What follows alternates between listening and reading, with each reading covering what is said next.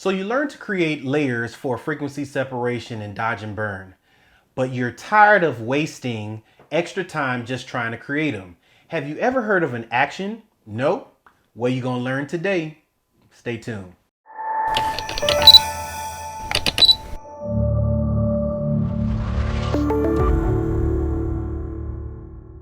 Hey, my name is Chris McNish, content creator for Sweet Gap Incorporated.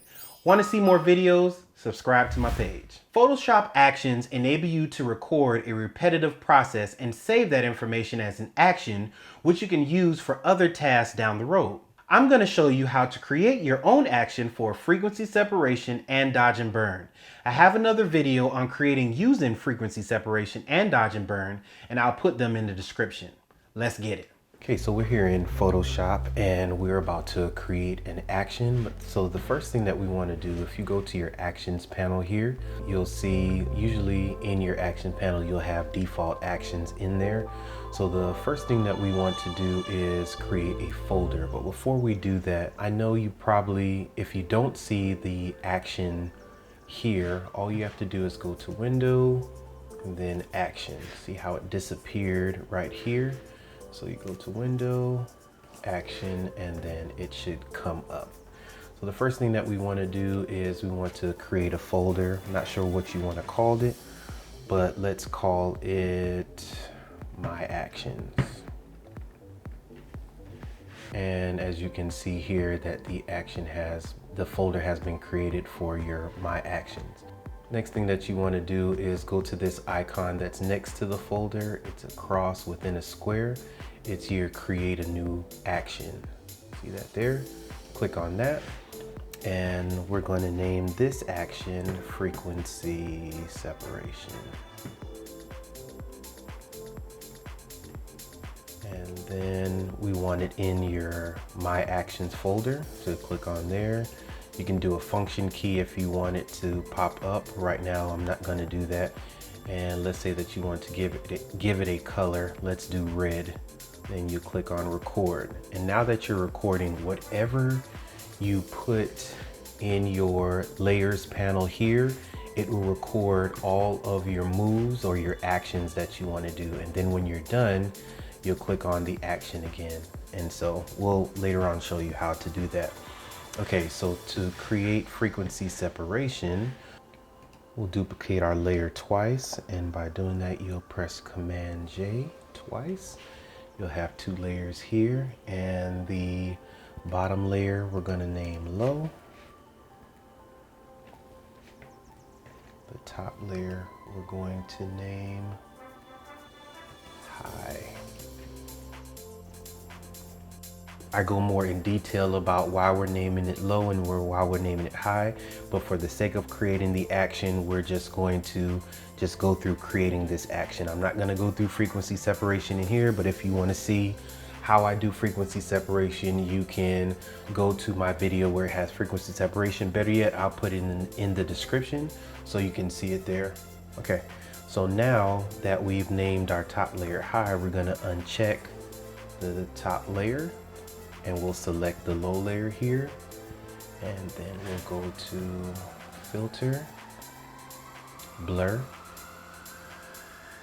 Gaussian Blur, and we talk about why we're going to use the blur here, but generally what we're using it for is we want to have a radius so that the texture can disappear.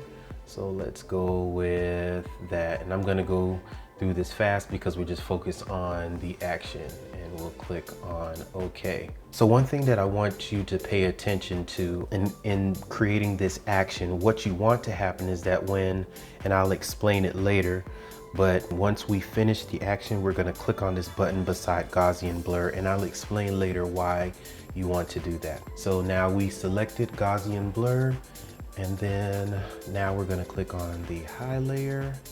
We're going to select it there, and then we're going to go to Image, Apply Image.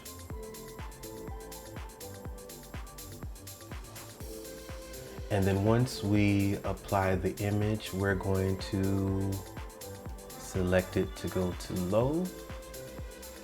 And then Our blend mode is going to be subtract. Where are we here?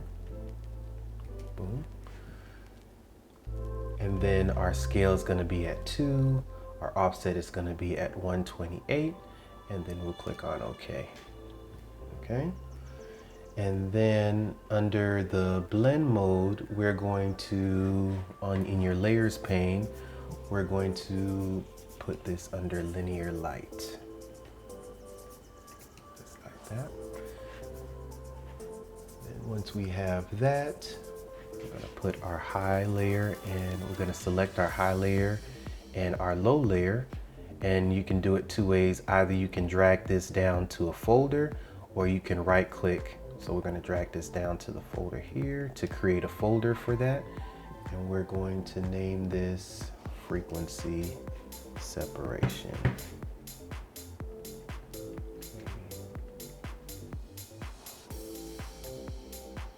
So we've created our action here, and all we have to do now is click on the stop playing recording and it will do it for you. So I'm gonna show you what I mean. So we're gonna delete this layer here, boom. And then we're gonna go to our frequency separation and click on play. And as you can see here, it has created our high and our low. But remember, I was telling you earlier that there is a button that we're going to click on, so at the end, and it was right beside Gaussian blur, and I'm gonna show you why.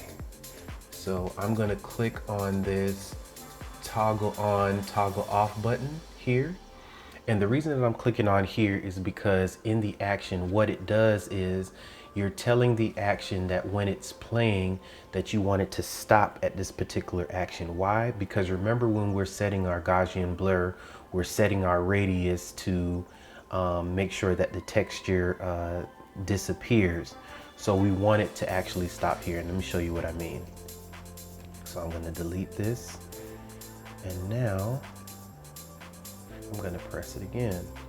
When I click on there, it stops at Gaussian blur. So now we can set our radius, as you can see here. And then when I click on OK, it sets everything else up for me.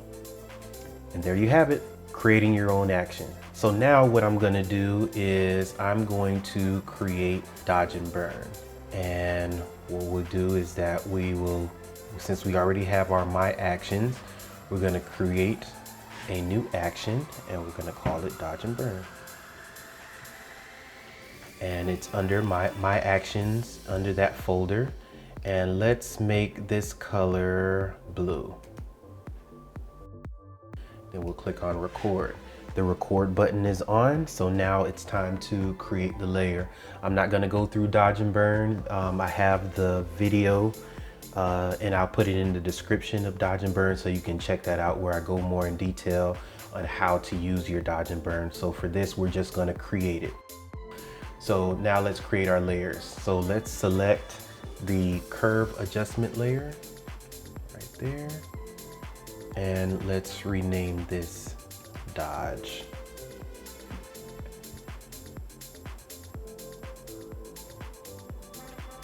And if you notice here, every time that I am doing an action, it adds the action here. So now we created and named that dodge. We're going to change the blend mode to screen. Right there. And then what we'll do is that we'll click on the mask and we're going to invert the mask. And how you do that is you click on the mask here and you see that it's white. You'll press Command I and that will invert the mask. So then we're gonna select another curves layer and we're gonna name this burn. Boom, just like that. And then we'll click on the blending mode and we're gonna change this to multiply. And the same thing as we did with dodge, we'll click on the mask here and press Command I and that will invert the layer. And so we have that inverted there. And then we'll click on the black and white layer. just like that. And then what we'll do is we'll select all the layers here. We'll hold down the mouse and we'll bring it down to our folder here, and it will create a folder, and we will name this Dodge and Burn. And then we'll click on the stop recording. All right, so now you can see here that it's created a action for us called Dodge and Burn. So now I'm gonna delete my Dodge and Burn here.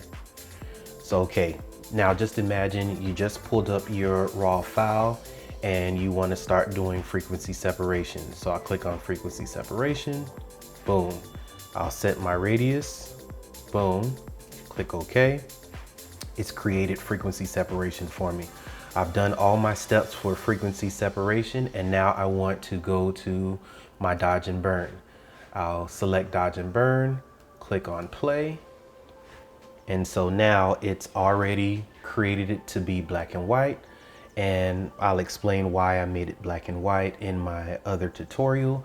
But now you can go to your Dodge and you can go to your Burn.